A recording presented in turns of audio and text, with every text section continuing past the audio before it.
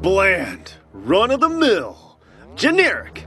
In other words, for boring may come to mind when you're thinking about video games Space Marines, and that's largely because there's been so damn many over the years. So let's take a look at the best of these overdone mediocre men.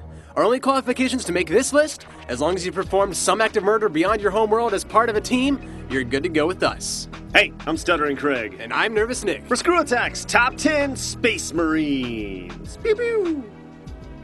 Number 10. If I was to choose the way I was going to die, the last way I'd want to go is by having one of these suckers explode out of my stomach. So yeah, Major Dutch Schaefer from the Alien vs. Predator arcade game has my attention for doing this.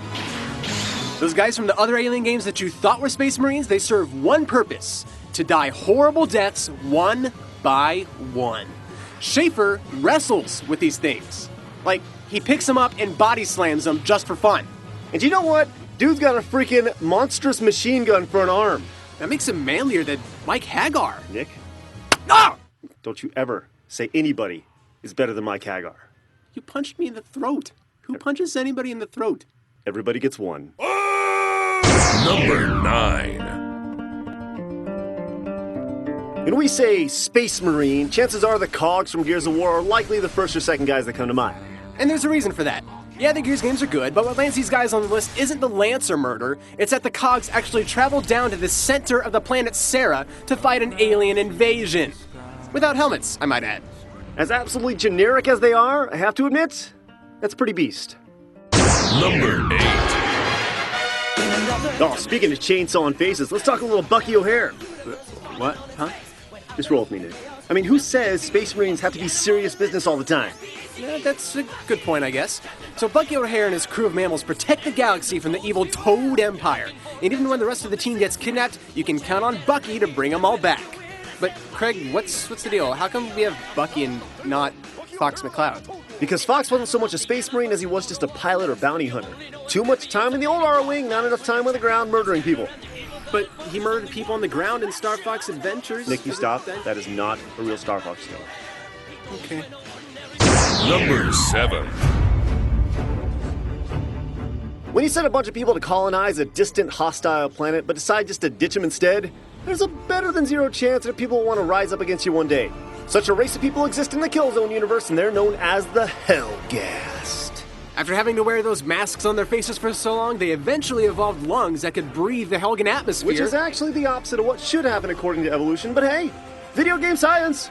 One problem. When they come to Earth to enslave the human race, they basically become Nazis, and that's just not cool. Space Nazis. Spotsies? Spotsies?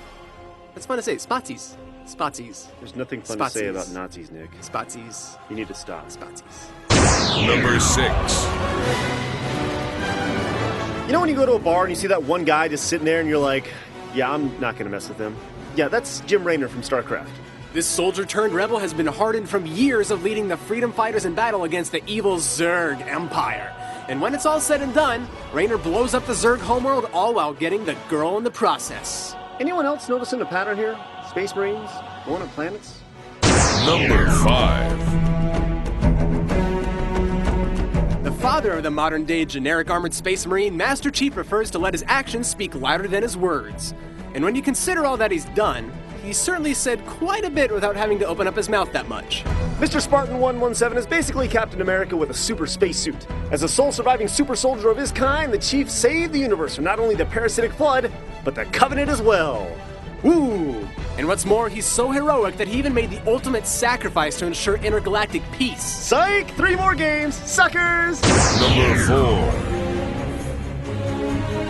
Some of the Space Marines on this list don't exactly have definitive personalities, which, in a way, can actually be a good thing because you imagine one as being yourself. But with good old Commander Shepard, the personality you give him will actually influence in-game events. We're putting him so high in the list because our Commander Shepard kicks all kinds of butt. His leadership skills are incomparable, he's saved the universe on more than one occasion, and he's practically wiped out an entire species twice. Your Shepard may suck, but ours is awesome. Number 3. Space Marines everywhere! Meet your ancestors. That's right, the Ultramarines from the Warhammer 40k series are all sorts of cool.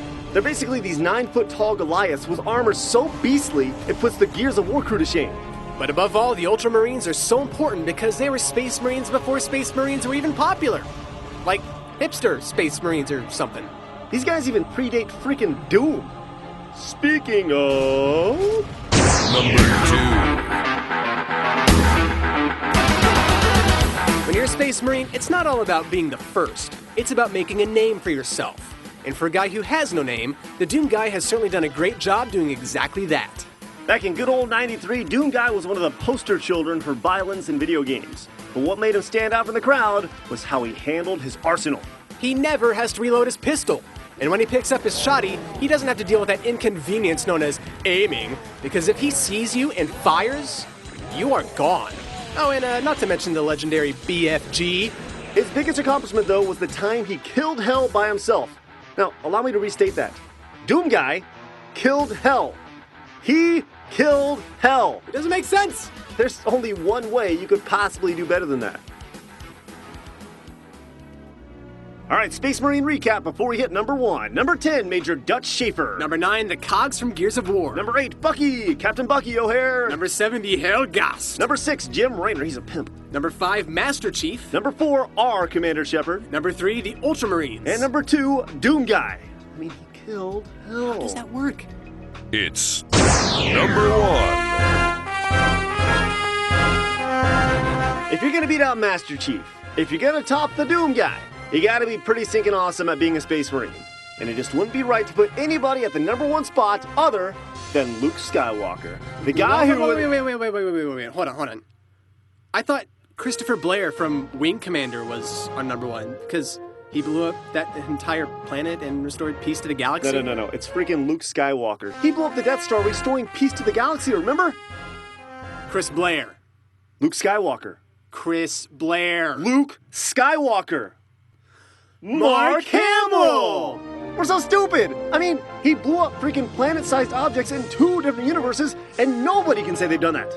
Craig, this is so completely and totally stupid. It actually works. Mark Hamill, number 1 Space Marine ever! Give it up for Mark, everybody! Isn't that the guy from Star Wars? Hey, got a suggestion for the Vaulter Top 10 list? Head to ScrewAttack.com's announcement area and click the VGV Top 10 suggestion thread and post it there. Maybe we'll use it.